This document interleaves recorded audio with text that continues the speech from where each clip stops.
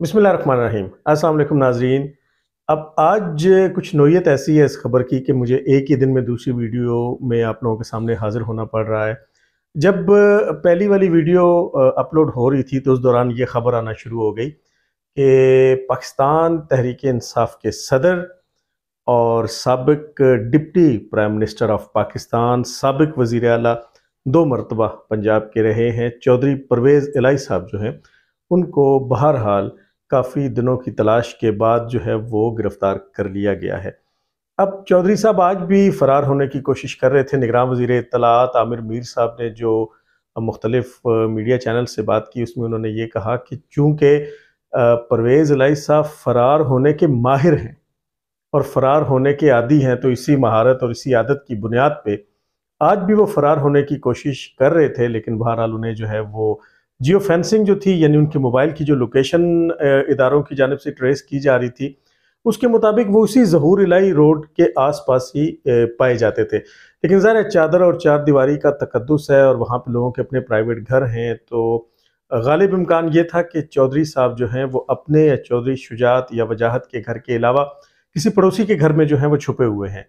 तो उन पे कड़ी निगरानी की जा रही थी। कुछ सिविल लिबास में जो है, सादा लिबास में जो एहलकार हैं एजेंसीज़ के और पुलिस के और कानून नाफ़िज़ करने वाले इदारों के, वो हर वक़्त वहाँ पे चौकस थे। एक साइड से उसको बंद कर रखा हुआ था जो ज़हूर इलाही रोड है, और जो एक साइड है जो एफसी कॉलेज से जो रास्ता आता है, वहाँ से उसको खोला गया था। तो आज चुपके से चौधरी परवेज़ इलाही ने एक सफ़ेद रंग की गाड़ी में मुबैना तौर पे भागने की, फ़रार होने की कोशिश की। बुलेट प्रूफ गाड़ी थी, लेकिन बहरहाल उनको धर लिया गया। अब जब सिक्योरिटी फोर्सेस के लोग उनके सामने पहुंचे, तो गाड़ी तो वैसे बुलेट प्रूफ थी, तो चौधरी साहब ने गाड़ी को अंदर से लॉक कर लिया। तो इन्होंने बाहर से दरवाज़ा खोलने की काफ़ी कोशिश की, उसको खींचा, लेकिन नहीं हुआ। तो बहरहाल क्योंकि इस शिकार की तलाश जो है वो पुलिस को बड़े दिनों से थी, तो उन्होंने ये किया कि उन्होंने किसी भारी चीज़ से, किसी नोकीली चीज़ से या लोहे की किसी, अब वो चीज़ क्या थी, ये तफ़सीलात तो ज़ाहिर है अब आने वाले वक़्त में सामने आएगी। उन्होंने उस शीशे को तोड़ा, और जब चौधरी परवेज़ इलाही चूँकि बड़े ज़माने साज़ और बड़े सयाने आदमी हैं, उन्हें अंदाज़ा हो गया कि अब मुझे ये जाने नहीं देंगे, और अगर मुझे शीशा तोड़ के निकाला गया तो शायद फिर कोई ज़्यादा खुआरी का सामना चौधरी साहब को करना पड़ता। तो उन्होंने दरवाज़ा अंदर से खोल दिया। जैसे ही उन्होंने दरवाज़ा खोला तो सिक्योरिटी फोर्सेस ने उनको गिरफ्तार कर लिया। बुनियादी तौर पे चौधरी परवेज़ इलाही के ऊपर संगीन करप्शन के संगीन इल्ज़ामात मौजूद हैं। इनके अंदर मंडी बहाउद्दीन में करप्शन के इल्ज़ामात मौजूद हैं और गुजरांवाला में करप्शन के इल्ज़ामात हैं। सो जो एंटी करप्शन की अदालत गुजरांवाला की थी, उन्होंने काफ़ी दिन पहले इनकी ज़मानत को खारिज कर दिया था और इन्हें गिरफ्तार करने का हुक्म दिया था, और उसके बाद ये आंख मचोली जारी थी। आपको मालूम है कि एक पूरी रात ऑपरेशन किया गया था जिसमें चौधरी साहब मुबैना तौर पे, उस दिन भी 2 बातें सामने आई थी। एक तो ये थी कि शायद ये किसी मेन हॉल में जा छुपे थे, और दूसरी बात ये थी कि ये अंदर से ही किसी रास्ते चौधरी शुजात के घर में दाखिल हो गए थे और चौधरी शुजात के कमरे में इन्होंने पनाह ले ली थी। वल्लाहु आलम, ये तो वो बाद में पता चलेगा। इसके अलावा जो मोहम्मद खान भट्टी, इनका प्रिंसिपल सेक्रेटरी, जिसको पुलिस ने गिरफ्तार कर रखा है और जिसने बहुत सी चीज़ों का इंकशाफ किया है, उसके बयानात की बुनियाद पे भी परवेज़ इलाही से काफ़ी चीज़ों की जो तफ्तीश है, जो पूछताछ है, वो की जाएगी। फ़िलहाल परवेज़ इलाही साहब जो हैं उनको एंटी करप्शन हेडक्वार्टर लाहौर में मुंतकिल कर दिया गया है। अब होगा कुछ यूँ कि एंटी करप्शन वाले जो हैं वो इनको अदालत में लेके जाएंगे और वहाँ पे इनके जिस्मानी रिमांड की इस्तदा जो है वो की जाएगी, और उसके बाद ये सिलसिला जो है वो आगे बढ़ेगा। मोनेस इलाही जो इस वक्त भगोड़ा है, जो अरबों रुपए की मुबैना करप्शन करने के बाद एक प्राइवेट जहाज़ के ज़रिए स्पेन में फ़रार हुआ बैठा है। अब ज़ाहिर है जो लोग फ़रार होके बाहर बैठे हैं वो तो फिर बहुत बोलेंगे। आदिल राजा को आप देखते हैं कि वो बहुत बोलता है, एमकेएम के अल्ताफ़ हुसैन को आप देखते हैं कि वो बहुत बोलता है, शहबाज गिल को रिसेंटली आप देखते हैं कि यहाँ पे तो वो ज़बान लटकाए अदालतों में आता था और उसकी सांस टूट रही होती थी और वो करीबुल मर्ग हो जाता था। लेकिन जैसे ही वो यहाँ से फ़रार हुआ है तो फिर बहुत बोलता है। साबिर शाकिर को आप देखते हैं कि बहुत बोलता है, मुईद पीरज़ादा को आप देखते हैं बहुत बोलता है, और मोनेस इलाही ज़ाहिर है उसी कबील का हिस्सा है। तो उसने फौरी तौर पे ये कह दिया कि जनाब हम पीटीआई के साथ हैं और पीटीआई के साथ रहेंगे। मज़ा तो तब है, मर्दानगी, बहादुरी और लीडरशिप तो उसको कहते हैं कि ज़रा पाकिस्तान तशरीफ़ लाएं, यहाँ पे आके मुकदमात का सामना करें, अदालतों का सामना करें। आपकी जो रेजिडुअल चीज़ें हैं, जो बाकियात हैं, जो बचे कुचे लोग हैं, आपके वालिद मोहतरम जो हैं, वो तो पुलिस के डर से छुपते फिर रहे थे और आज भी इतना खौफ था। ये जो आप लोग अपने आप को टक्कर के लोग कहते थे, और ये जो आपके साबका लीडर जो चौधरी साहब हैं, फवाद चौधरी साहब, क्या वो आपको याद है, वो हम छीन के लेंगे आज़ादी और तेरा बाप भी देगा आज़ादी। तो जब बाप ने पकड़ा तो उसके बाद तो अगेन आपको वो इस्लामाबाद हाई कोर्ट की राहदारियों में भागते हुए नजर आए और दौड़ते हुए नजर आए। वो गिरे, फिर उठे, फिर गिरे, फिर उठे, फिर गिरे, और फिर उसके बाद उन्होंने जाके कमरा अदालत के अंदर पनाह ली। और उससे 2 रातें पहले भी आपको याद होगा कि फवाद चौधरी ने सुप्रीम कोर्ट के अंदर पनाह ले ली थी। तो मेरे ख्याल में कि जो काम करने की या जो कर सकने की अहलियत इंसान में ना हो, उस काम को नहीं करना चाहिए, उसके बारे में बात नहीं करनी चाहिए, बड़ा बोल नहीं बनना चाहिए, अल्लाह ताला की ज़ात से डरना चाहिए। अब जब हकीकत में वो शेर आया कह के तो आप आवाम को बेवकूफ़ बनाते रहे, लेकिन अब जबकि शेर आ चुका है और शेर बिल्कुल आप लोगों की ताक में घात लगाए बैठा है, तो तब क्या पिद्दी और क्या पिद्दी का शोरबा, क्या शेख रशीद और क्या मुराद सईद और क्या आज़म सवाती और क्या मोनर सिलाई और क्या परवेज़ लाई, आप लोग भागते फिर रहे हैं। कहाँ आप टक्कर के लोग खुद को खुद ही कहते थे, और कहाँ आप इन बाप से भी आज़ादी लेने की बातें करते थे, कहाँ आपकी इतनी गज गज लंबी जुबानें थी, और कहाँ ये हाल कि अब जब पुलिस आपको रोकती है तो आप बुलेट प्रूफ गाड़ी को अंदर से लॉक कर लेते हैं। लेकिन जब उस शीशे को तोड़ने की कोशिश, वो देखा होगा आपने फुटेज अब हर जगह पे चल रही है कि वो शीशा जो है वो चूंकि टेम्पर्ड गिलास होता है और वो बाकायदा लेयर्स में नहीं टूटता बल्कि छोटे छोटे टुकड़े हो जाते हैं, और उसके अंदर चूंकि कुछ ऐसे अज्जाए तरकीबी मौजूद होते हैं कि जिससे वो किसी को ज़ख्मी नहीं करता। तो ये शीशा जो है ये टूटा तो नहीं, यानी उस हद तक नहीं टूटा कि किसी शख्स को अंदर से बाहर निकाला जा सके, या टूटे हुए शीशे से हाथ अंदर डाल के लॉक को खोला जा सके। लेकिन बहरहाल चौधरी साहब ने मामले की नज़ाकत को समझा और उन्होंने लॉक को खोल दिया। अब इस हवाले से 2 मुख्तलिफ स्कूल ऑफ थाट्स हैं जो मैं आपसे शेयर करना चाहता हूँ। एक तो ये कि परवेज़ इलाही साहब को वाकई एंटी करप्शन के इस मुकदमे में ही पकड़ा गया है और बिल्कुल जैसा नज़र आ रहा है बिल्कुल वैसा ही है, वैसे ही इनको अदालत में ले जाया जाएगा और वैसे ही रिमांड लिया जाएगा, और फिर हो सकता है कि चंद दिनों, क्योंकि नज़रियाती लोग या पक्के वो दलेर लीडर जितने ये हैं या जितने पानी में हैं वो तो आप लोगों ने देख लिया। तो आप इस चीज़ की तवक्को तो ना करें कि ये लोग किसी मामले पे डट जाएंगे। ये तो आपको मालूम है कि इनकी इनकी जो तारे हैं, जो कनेक्शंस हैं चौधरी बरादरान के, वो किस महकमे से मिलते हैं और किन के लिए ये लोग काम करते हैं। तो एक प्रेस कॉन्फ्रेंस हो जाएगी और उसमें तहरीक इंसाफ पे लानत भेज दी जाएगी, 9 मई के वाक़यात की मज़म्मत की जाएगी, शुहदा को और गाजियों को सलाम पेश किया जाएगा और अलग हो जाया जाएगा। एक तो ये बात है, क्योंकि डट जाने वाले तो खैर ये लोग ही नहीं हैं, वो लोग और होते हैं, और वही बुनियादी तौर पे दुनिया में लीडर कहलाए जाते हैं। ये लीडर नहीं है, सियासतदान हैं, करप्ट हैं, करप्शंस करते हैं, खुल खुला के करते हैं।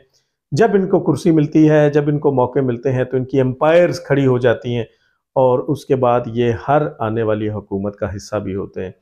अच्छा, दूसरा जो स्कूल ऑफ थॉट है वो एक खबर है, और वो मेरे अपने ज़राए से है, वो मेरे अपने पर्सनल ज़राए से, और मुझे गुजरात ही से अपने ज़राए से ये बात मालूम हुई है कि चौधरी परवेज़ इलाही जो है वो पिछले काफ़ी दिनों से चौधरी शुजात की मिन्नतें, मुझे एग्जैक्ट जो अल्फाज बताए गए वो ये कि ये मिन्नतें कर रहे थे कि मुझे आप काफ लीग में वापस ले लें। लेकिन अब जो चौधरी शुजात हैं वो नहीं मान रहे थे, और बिल आखिर इस नतीजे पे बात पहुंची कि जनाब आप अब गिरफ्तारी दे दें, और गिरफ्तारी देने के बाद फिर आपके पास आपको एक फेस सेविंग मिल जाएगी, और फिर आप एक प्रेस कॉन्फ्रेंस कर दीजिएगा और फिर हम भी आपको माफ़ कर देंगे और आप दोबारा काफ लीग का हिस्सा होंगे। लेकिन बहरहाल ये खबर किस हद तक सच है ये अल्लाह ही की ज़ात जानती है, लेकिन बहरहाल ये मेरी खबर ज़रूर है कि चौधरी परवेज़ इलाही ने इस सिलसिले में चौधरी शुजात से रब्ता और उनकी मिन्नतें जो हैं वो की हैं।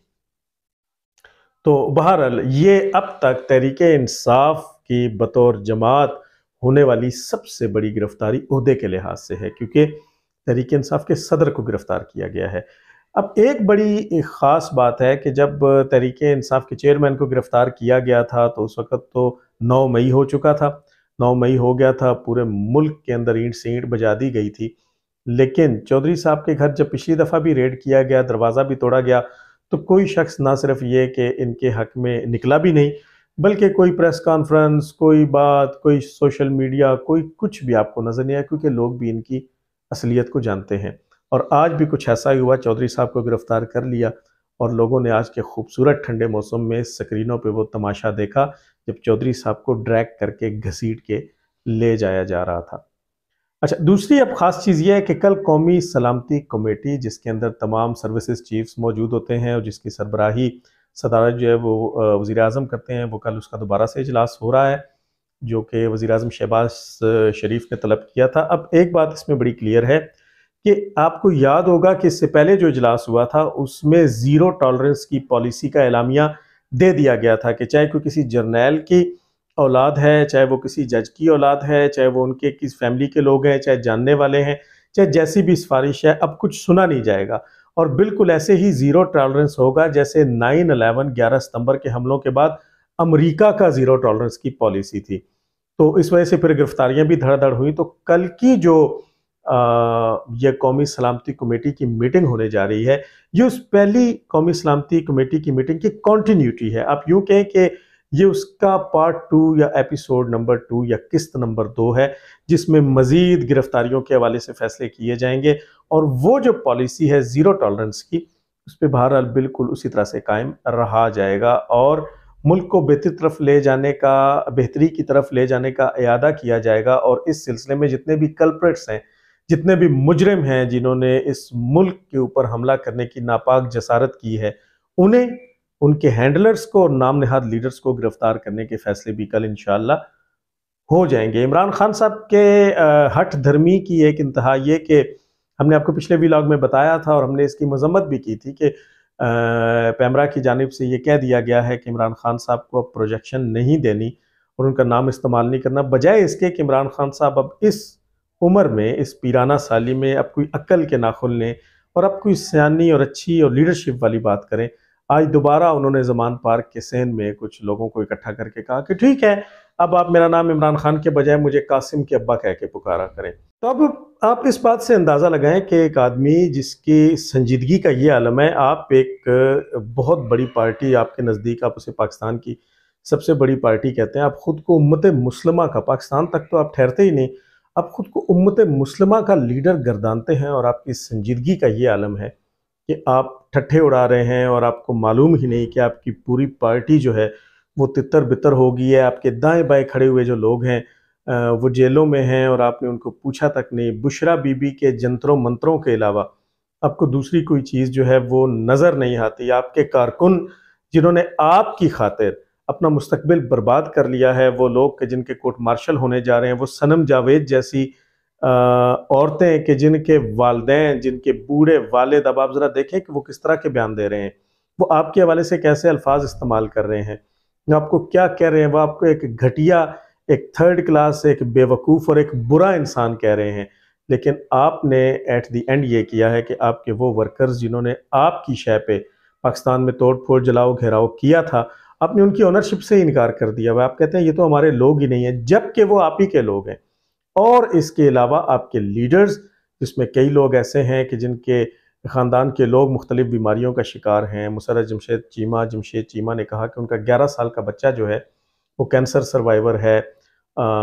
यास्मीन राशिद डॉक्टर साहिबा जो हैं वो बज़ाते ख़ुद कैंसर सर्वाइवर हैं। उसके अलावा इसमें काफ़ी लोगों की ज़ोफ़ भी है, बड़ी उम्र भी है। और आपके शाह महमूद कुरैशी साहब बवासीर का शिकार हैं। बवासीर का वो पाइल्स का सर्टिफिकेट भी मेडिकल का जो है वो जमा करवा चुके हैं, लेकिन आपने कभी किसी का खुल के नाम ही नहीं लिया। आपने अपनी खातिर तो लोगों को उकसा के बाहर निकाला और आप वो औरतों और बच्चों का हिसार बनाए रखते हैं और अदालत में जब आप तशरीफ़ ले जाते हैं, लेकिन अपने साथ अपने दाएं बाएं खड़े हुए वो लोग जो आपकी टीम में शामिल थे, जो लीडर थे, जैसे भी थे, लेकिन बहरहाल आपके साथ वफ़ादार निकले और अभी तक वो आपके साथ हैं। आपने उनके हवाले से तो कोई बात, और आपको इस मामले की नज़ाकत का एहसास नहीं हो रहा और आप ये कहने लगे हैं कि अब मुझे इमरान खान के बजाय कासिम के अब्बा कहा करें। आप डरे उस वक्त से इमरान खान साहब के अब, क्योंकि आपकी जो गिरफ्तारी और नाअहली है वो नविश्ता दीवार है।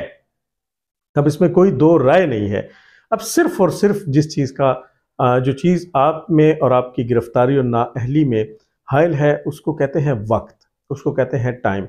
वेट एंड सी की जिस तरह से पॉलिसी हुआ करती है, आप सिर्फ लोग वेट एंड सी कर रहे हैं।